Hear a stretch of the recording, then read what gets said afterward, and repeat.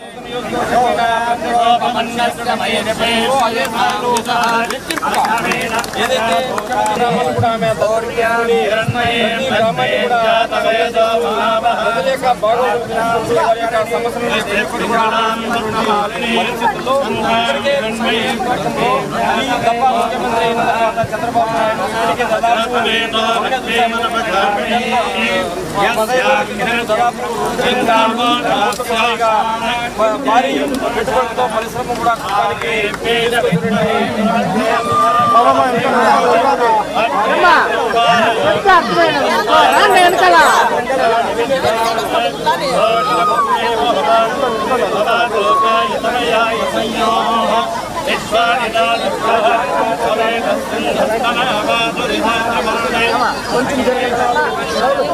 మీరు కొంచెం వచ్చేయండి. మీరు ఉన్నారు కావచ్చు.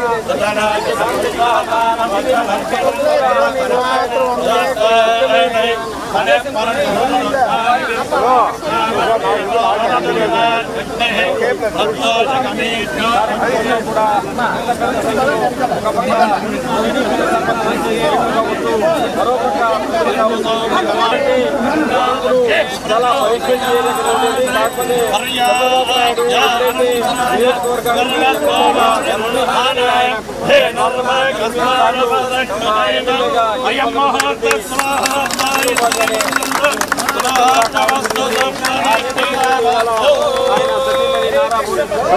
మనము చూస్తున్నాము. ఇప్పటి వరకు ఏ ముఖ్యమంత్రి సత్యమణి కూడా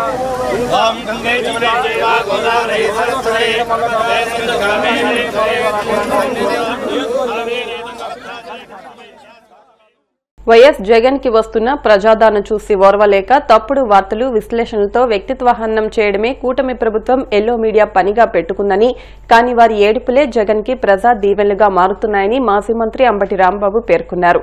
తాడేపల్లిలోని వైసీపీ కేంద్ర కార్యాలయంలో ఆయన మీడియాతో మాట్లాడుతూ కోర్టు ఆదేశాలను గౌరవించి హైదరాబాద్లోని నాంపల్లి సీబీఐ కోర్టుకు హాజరు కాబోతూ అందుకు షెడ్యూల్ను విడుదల చేస్తే కోర్టుకే జగన్ టైం ఇచ్చారంటూ సోషల్ మీడియాలో దుష్ప్రచారం చేసి కోర్టులను తప్పుదోవ పట్టించే ప్రయత్నం చేశారని ధ్వజమెత్తారు.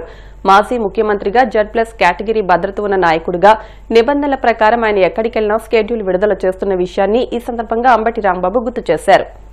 ఒక అరాచక పాలన, ఒక ప్రజా వ్యతిరేక పాలన వల్ల చంద్రబాబు నాయుడు గారి గ్రాఫ్ రోజు రోజుకి పడిపోతా ఉంది.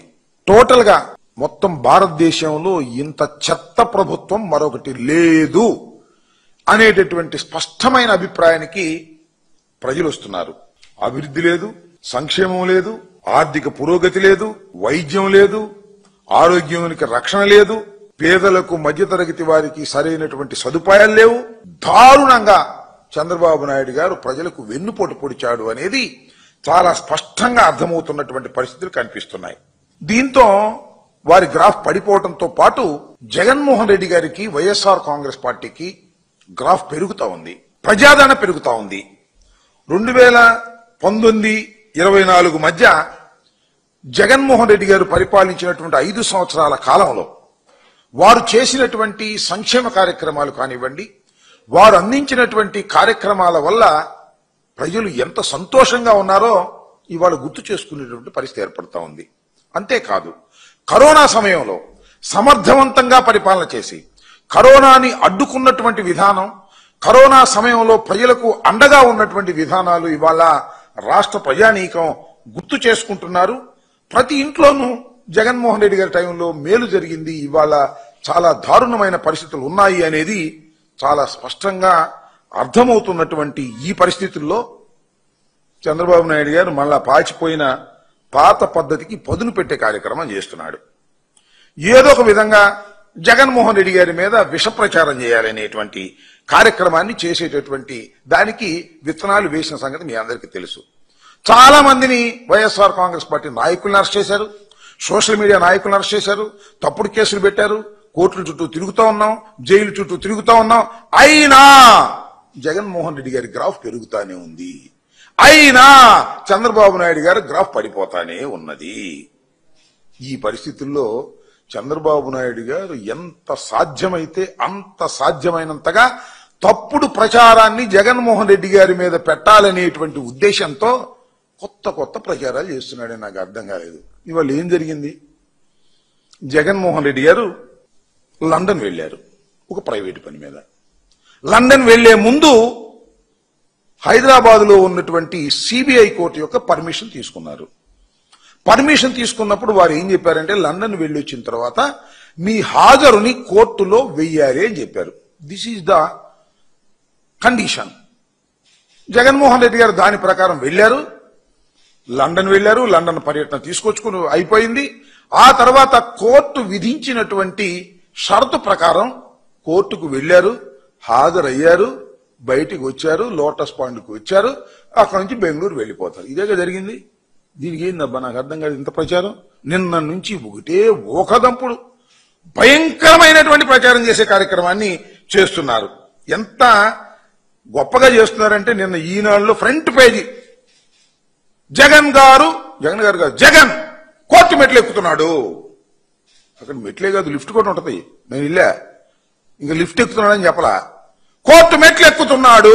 ఇది కొత్తగా ఎక్కుతున్నట్టు జగన్మోహన్ రెడ్డి గారు సొంత సొంతతో తిరుగుతున్నారు. ఇవాళ పవన్ కళ్యాణ్ గారు, లోకేష్, చంద్రబాబు ప్రజల సొమ్ముతో తిరుగుతున్నారు. దీనికి సమాధానం చెప్పమని అడుగుతా ఉన్నా. అక్రమ కేసుల్లో నాంపల్లి కోర్టుకు హాజరవుతున్న జగన్, గన్నవరం నుంచి హైదరాబాద్ ఇదే ఫ్లైట్ లో వచ్చిన జగన్, బెంగళూరు నుంచి హైదరాబాద్ నుంచి బెంగళూరుకు చార్టర్డ్ ఫ్లైట్, ఇదేం కొత్త చార్టర్డ్ ఫ్లైట్ ఇంత ముందు కూడా వచ్చారు. జగన్ ప్లాన్ ప్రకారమే వైసీపీ శ్రేణులు అరాచకం. ఎక్కడ అరాచకం జరిగిందో నాకు అర్థం కాదు. హిందూ ధర్మ పరిరక్షణ, పవిత్ర నదుల సంరక్షణ సంకల్పం దీక్షలో భాగంగా పశ్చిమ గోదావరి జిల్లా నర్సాపురం వశిష్ఠ పుష్కర ఘాట్లో కార్తీక మాస అమావాస్య సందర్భంగా గురువారం రాత్రి గోదావరికి హారతి ఇచ్చారు. నర్సాపురం విశ్వ హిందూ పరిషత్ బజరంగదళ్ ఆధ్వర్యంలో ఈ కార్యక్రమం నిర్వహించారు. ఈ కార్యక్రమంలో ముఖ్య అతిథిగా మాజీ ఎమ్మెల్యే బండారు మాధవ్ నాయుడు పాల్గొన్నారు.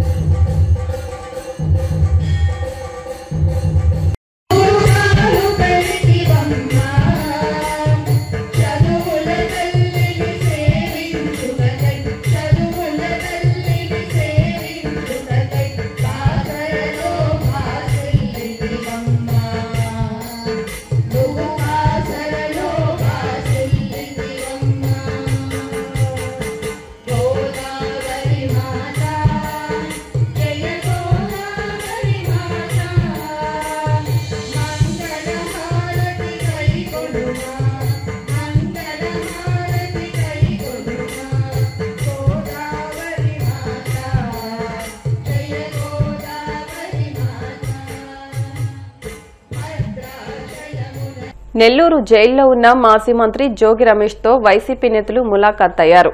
మాజీ మంత్రులు వెల్లంపల్లి శ్రీనివాసరావు, కాకాని గోవర్ధన్ రెడ్డి, ఎన్టీఆర్ జిల్లా పార్టీ అధ్యక్షుడు దేవినేని అవినాష్, శాసనమండలి సభ్యులు మొండితోక అరుణ్ కుమార్, పర్వతరెడ్డి చంద్రశేఖర్ రెడ్డి జోగి రమేష్ ని కలిసి పరామర్శించారు. ఈ సందర్భంగా వారు మాట్లాడుతూ జోగి రమేష్ అరెస్టు ముమ్మాటికి అక్రమమేనని స్పష్టం చేశారు. నకిలీ మద్యం ఫ్యాక్టరీలు బయటపడ్డ వ్యవహారంలో కూటమి ప్రభుత్వం అడ్డంగా దొరికిపోయి దాని నుంచి తప్పించుకోవడానికి నిస్సిగ్గుగా కుట్రలకు పాల్పడుతూ తమ పార్టీకి చెందిన బీసీ నాయకుడిని అన్యాయంగా అరెస్టు చేశారంటూ ఆగ్రహం వ్యక్తం చేశారు.